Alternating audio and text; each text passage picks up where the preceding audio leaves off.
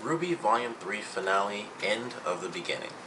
Now, I watched this episode earlier today. I watched it probably, I think it was like 25 minutes after it came out. I did like the whole sponsored trial thing just so I could see it today because it was probably the finale I most, looked forward to out of the 3 volumes that we've had so far. I had my Weiss sheath and everything, which I got this because of a whole thing. I work with the guy who sells stuff, and somebody forgot to put the sheath back on the Weiss's weapon when we sold it, so I just took this.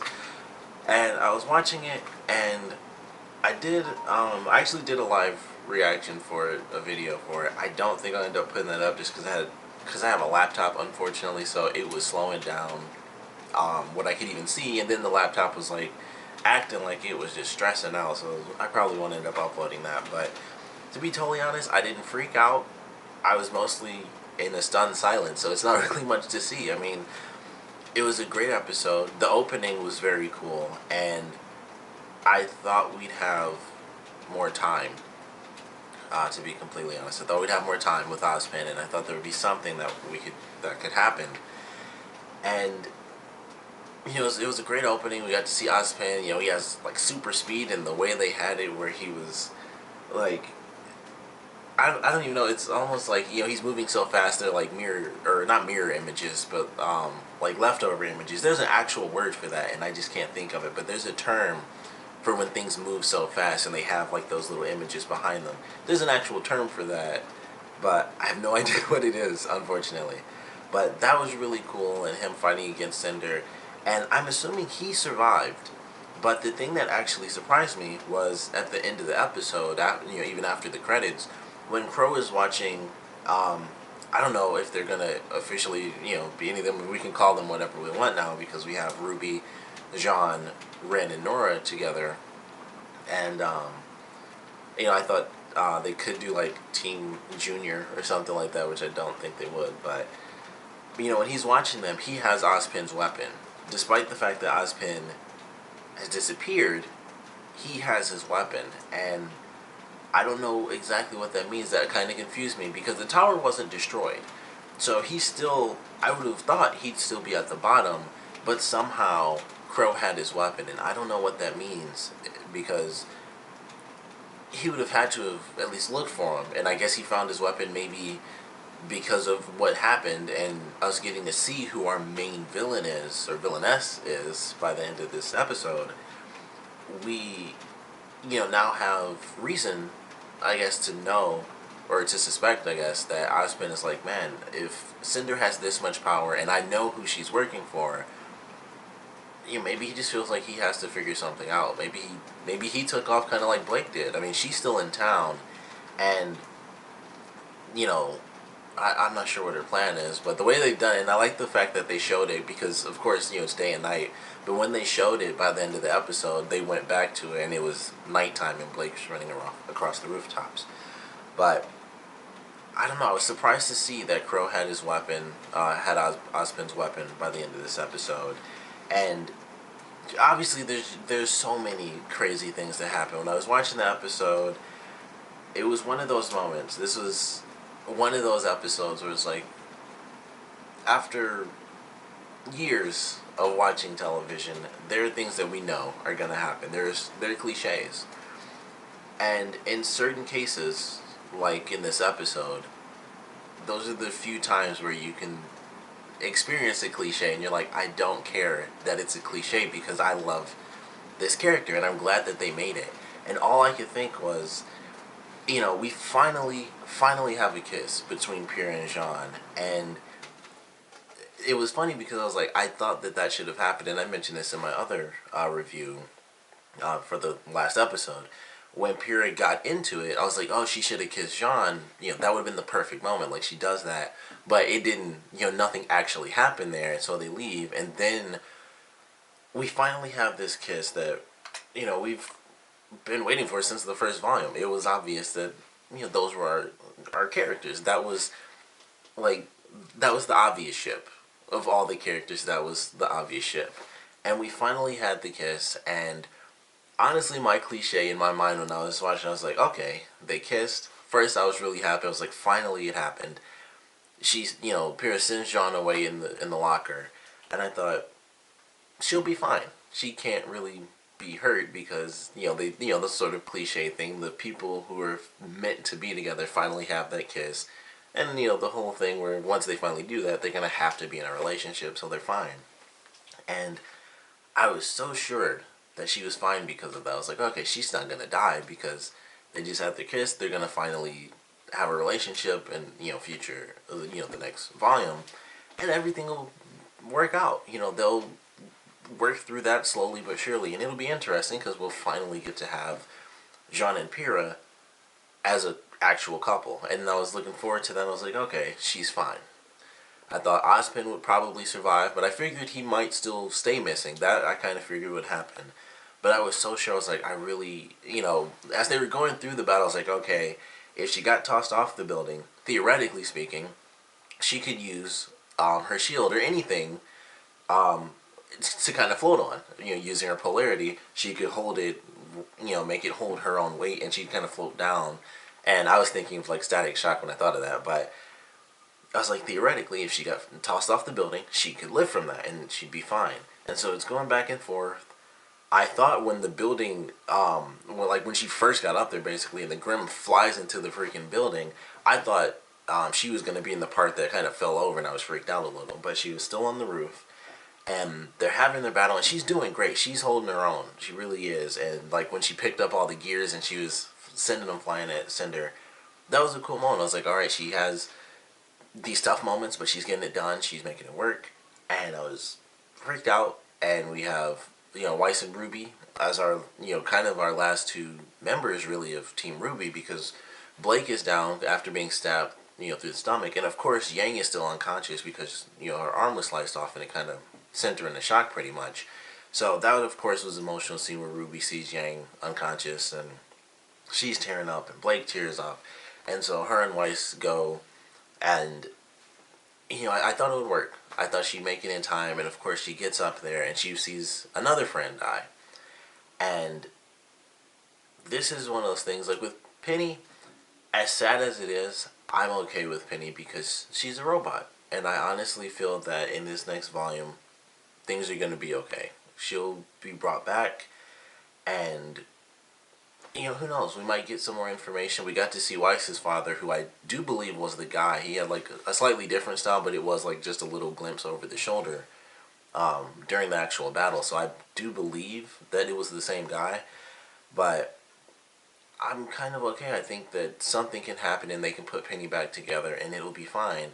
But with what happened to Pyrrha, I just don't see that happening. I mean, they've never killed a character before, at least not, a hero character currently, and we still technically don't know the deal with Roman. He could officially be dead. He could be alive.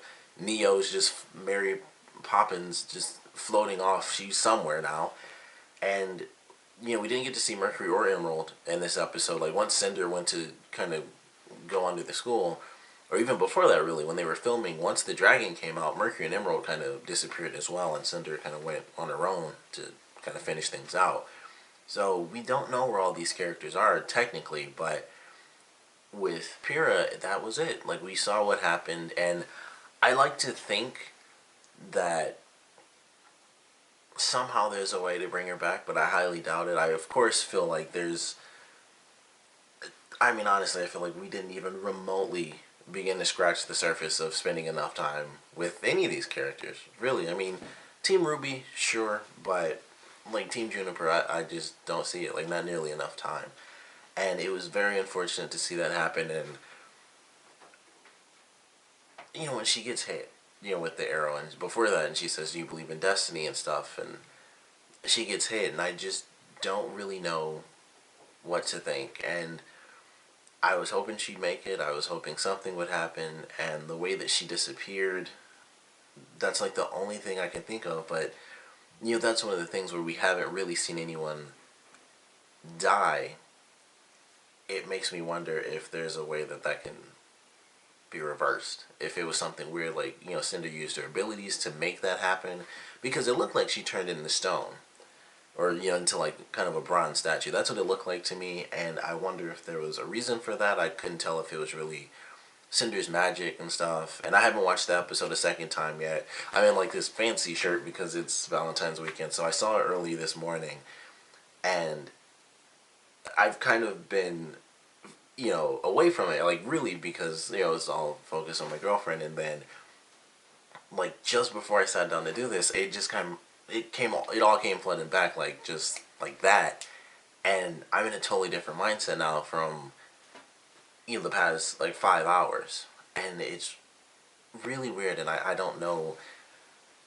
It was a great episode. Like, I can't say it wasn't a great episode. It was definitely a great, well written episode. As someone who wants to be a writer, it's the type of thing that I'd like to do a little bit, I guess. I wouldn't want people to be so sad, but it was a really well done episode. I do, of course, like everyone, I'm destroyed by the fact that Pyrrha is gone, and it's just so different. Like with Penny, like I'm honestly still very confident, despite the fact that it was a crazy scene. What happened to her? I'm still really confident that they can do something with that. And with Pyrrha, she's just gone. And if she's not, then I would love for that to work. If something crazy happened, and if there's some even minute chance that the little bit of power she got from Amber when they were starting the transfer, and that little bit of energy that affected her, if that could somehow keep her alive in some weird form, I'd be so happy to see that happen, because I feel like this was um, a character cut really short, and that's very sad to see that happen. And I was worried she would change, and that's what I was freaked out about when they introduced the option of her becoming the next maiden. And that freaked me out, like, oh, what if she was so different? But my idea was like, oh, she'd be different, but after a while she'd be back to normal, and then they could do the relationship stuff. And then we get hit with this, and there's seemingly no coming back from it. And I hope there is in some minute way in the future, but I don't know. I'm assuming there won't be, which is very sad. But it was a great episode. Um, Now I'm just trapped in like a really sad loop right now. But there are, of course, a lot of other crazy good things that happened. Um, right after that, RWBY going into this sort of insane type of mode where we don't see what happens. And of course, that, like, I've never seen Cinder express herself that way. That was like the one in that whole crazy situation. For like a split second, I was like, that's really funny. It was like for a split second, I was like, that's funny, because her eyes were like wide open and she actually screamed. It wasn't like cool and menacing. It was just like, what? Because she was freaked out and she didn't know she didn't know anything about what was happening, or at least she didn't see it coming. And that was very awesome.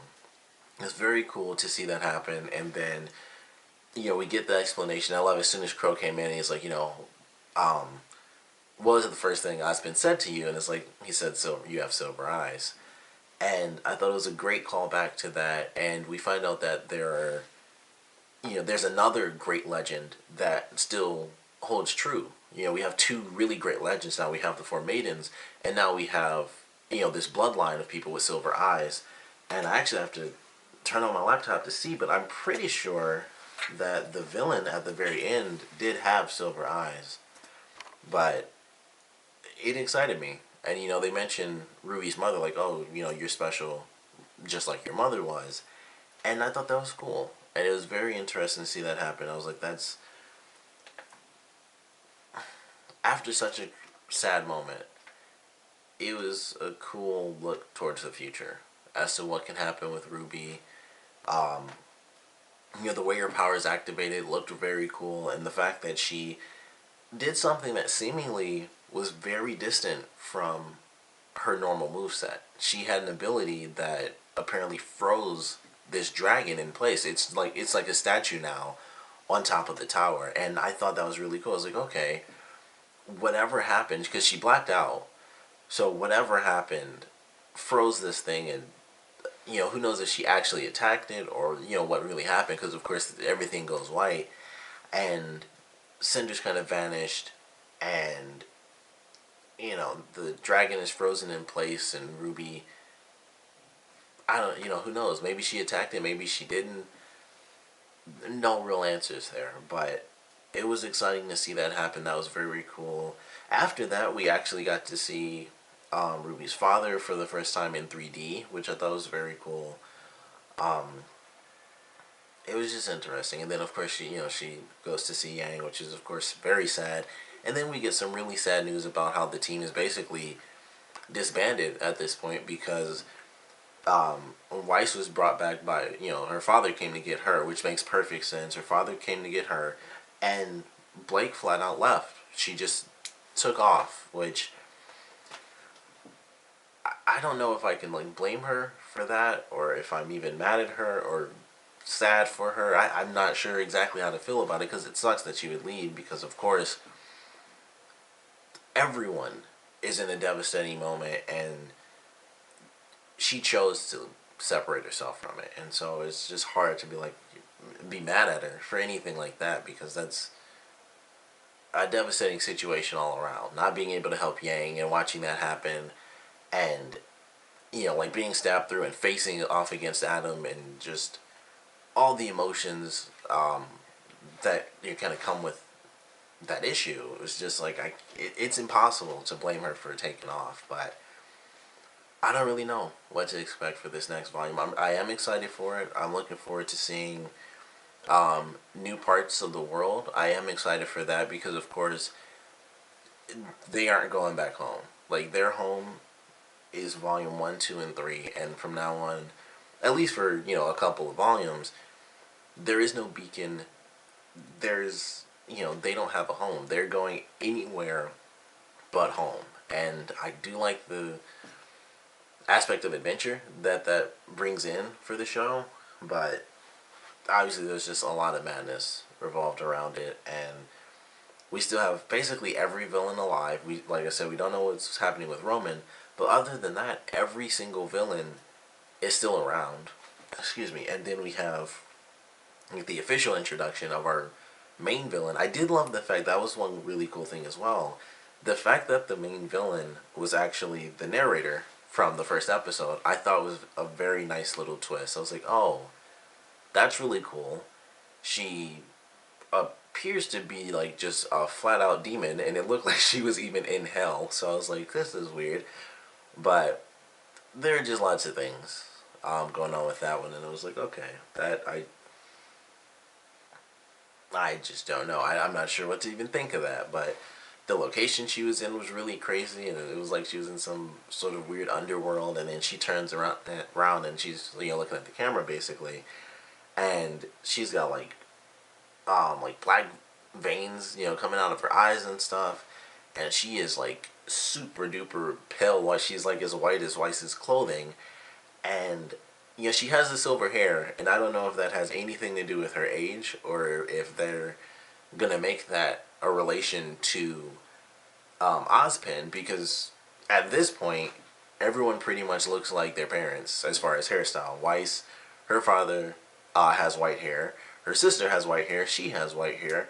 Ruby has red hair. Her mother had sort of blackish red hair. Yang has yellow hair, which takes after her father, and that's seemingly how it's going. So this woman, I would have to assume, is his mother, and that's also really crazy. And of course, there are all the connections to like the Wizard of Oz and things like that. So I just don't know. Like, it's just really crazy, but it was a really, really great episode. Devastating in an insane amount of ways. Very, very sad to see Pyrrha go, but I hope there is some way that they can bring her back. I don't know. It's like, it's just hard not to be kind of stuck on the fact that we lost a character in this episode. Like, we seemingly without any possible hope, we lost a character. Because I wasn't concerned. Like, once it happened with Penny, blew my mind. But I was like, she's a robot. She's not a human character where she'd be like split up and dead. I was kind of okay. Hurt, but I was like, alright, just people make robots. People rebuild robots all the freaking time. And you can't really do that with humans. So I don't know. I'm finally at the scene with the final villain. She does not have silver eyes. That's kind of what I was checking for. but she has red eyes and um, red red pupils and black irises. So that's pretty crazy. And she has like a little black dot on the top of her head and just like the craziest dark red veins. They aren't black, but just crazy. But I do love her character design. I like the fact that she looks so different. I do personally love that because it brings in a whole big question as to why did she look that way. So I'm really looking forward to this next volume. But it was pretty devastating. Sad to see a character go, but the action was good. You know, Pyrrha kind of stood her own for sure. I certainly enjoyed it, but unfortunate to see her go. But looking forward to the next volume, of course. Definitely want to know what you guys thought about this episode, so please comment below. Let me know your favorite parts, your least favorite parts. Obviously, I have to ask what you guys think about losing Pyrrha, and where you guys think the season's gonna, or the next volume is gonna be going with our new team, where I would assume Ruby's gonna be the leader again.